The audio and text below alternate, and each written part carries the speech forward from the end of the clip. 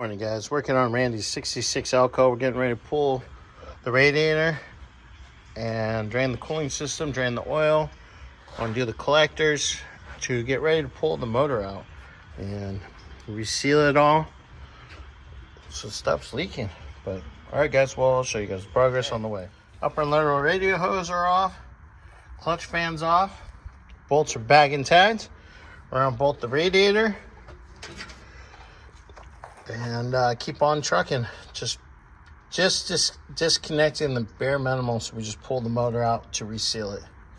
So we'll get there. Okay guys, radiator's out. Hoses are off like I showed. Power steering pump is disconnected from the motor. Alternator's out of the way. Like I said, everything's getting bagged and tagged. So I'm gonna get this fuel line out of the way. Disconnect it from down there too. Probably just take the whole piece off. Disconnect that line. I'll double check, make sure the throttle body's disconnect, or the throttle linkage is disconnected. Vacuum hose from the booster. Make sure everything up top is ready to go besides pulling the carburetor.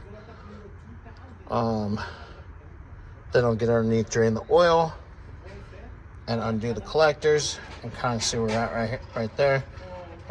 Wasn't in yesterday because I was sick. I'm still not feeling good, so we're gonna do what we can today and keep moving.